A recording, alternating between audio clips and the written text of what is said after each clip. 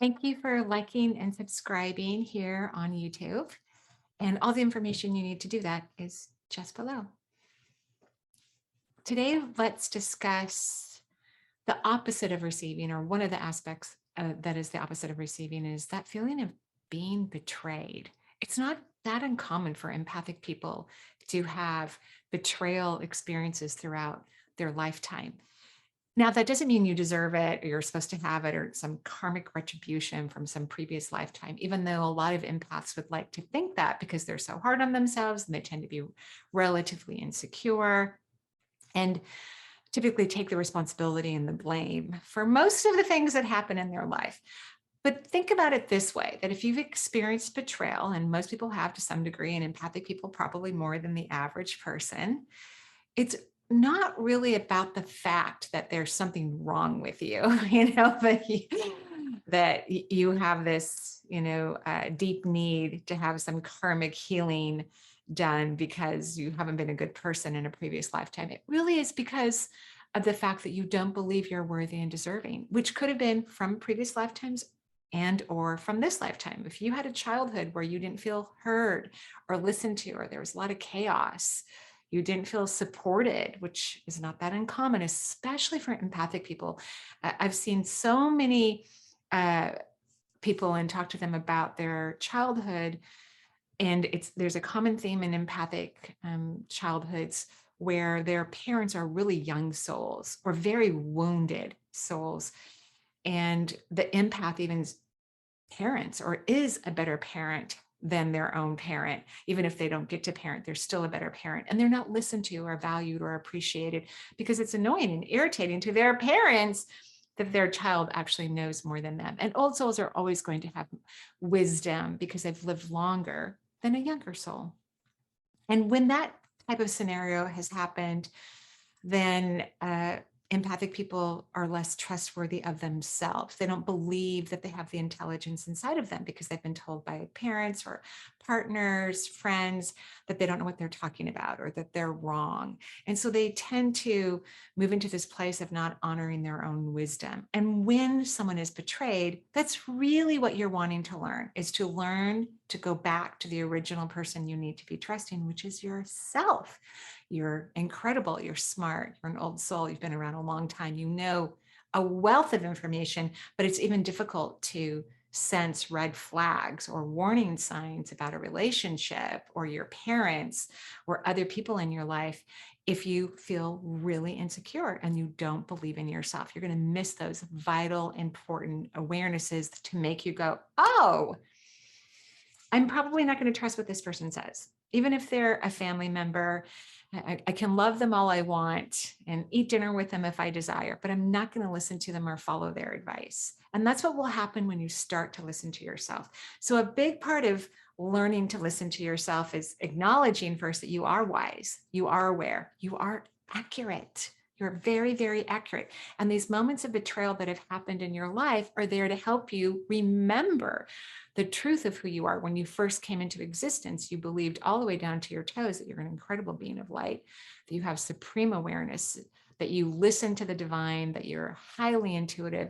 All of that is part of the truth of who you are. All of that is. And that's what you're learning to come back to. And that's why you're having moments where you listen to what someone else says and you naively have followed them because of your insecurities. And then you have a wake up moment where you're like, oh my gosh, I actually am right. Oh, I'm actually very wise. I'm really smart. Instead of, oh my gosh, I trusted another person who's unkind to me, or why are all these people mean to me and don't give me the benefit of the doubt? What is it?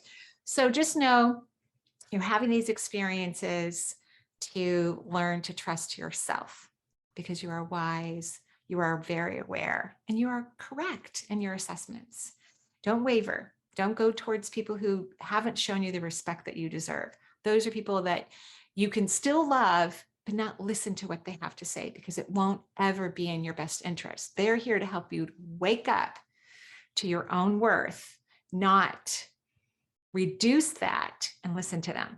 Just keep that in mind. And when you do that, then you can start to increase your ability to receive. Because when you've been betrayed, which again is not uncommon for empathic people, you start to protect your heart chakra, the most receptive vortex in the physical form, because you're terrified you're going to be betrayed again. So you protect yourself, you lower your frequency, you reduce the amount of people in your life because you don't trust yourself, when really what you're supposed to do is trust yourself. Trust that you knew right away that that person wasn't a good person. Trust that right away. I once was purchasing a home, and it was a brand new home, and the builder apparently was very difficult, uh, challenging of some sort, or the people who were representing the builder. And I wasn't in conversation with them. My real estate agent was. And my real estate agent came to me and said, I think you should even walk away from your earnest money. I don't think this is a good choice for you, which I was really surprised about. Like, oh, that's interesting.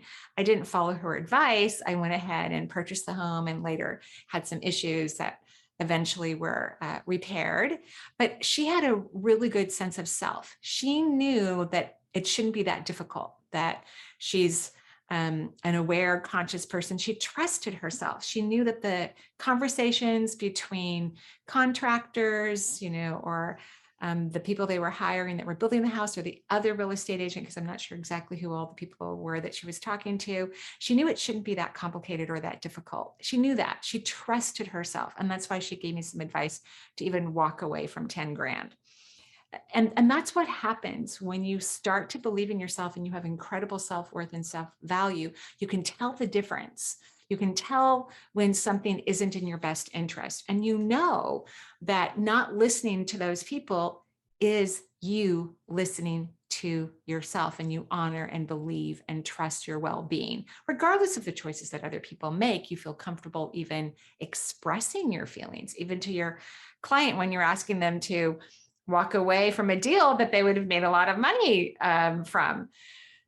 So your job, on top of appreciating those experiences, so when you have a moment of betrayal in your life, and if you're an empath, you've had a few, most likely, how could you appreciate that? Like, I look back at that experience and I just value that real estate agent even more.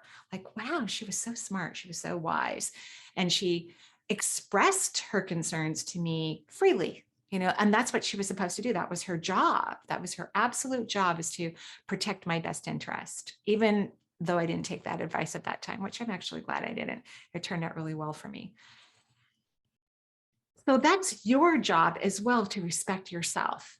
Instead of easily giving your power away, I want you to think of the most important part of the opposite of betrayal is self-empowerment. You want to feel empowered. So even if your mind is not convinced, because the mind's going to be the last part of you that's going to be convinced, but your intuition is like, this doesn't feel right.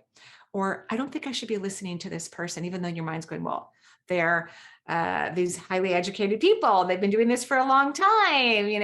Other people have hired them. Whatever the scenario is, I want you to negate what your mind is telling you, and I want you to listen to yourself so that you can increase your self-worth and allow yourself to feel empowered, so that moving forward, you will naturally listen to yourself. Absolutely 100% listen to yourself. I have a rule when it comes to teaching retreats. As many of you know, I've taught several international retreats and one on the island of Hawaii.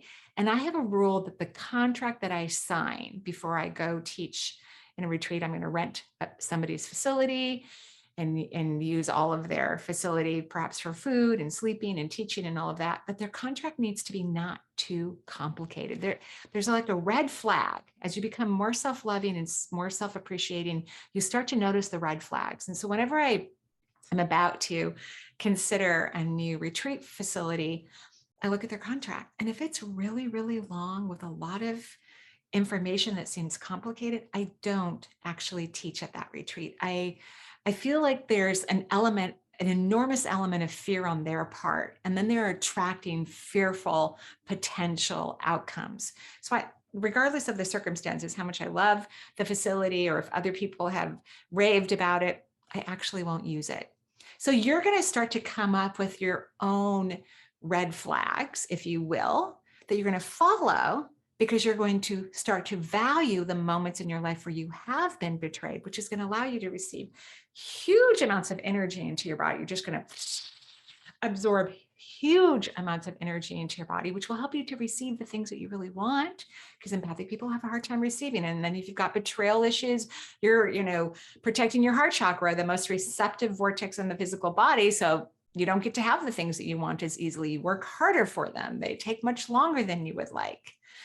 So now you're going to appreciate those moments of betrayal, every single moment, because it has helped you to inch your way towards trusting yourself and remembering the hunches that you've had. As you made choices that maybe weren't in your best interest, because your soul wants you to remember that you do know everything that you need. You are completely trustworthy and you are correct. Have a great day. Bye-bye.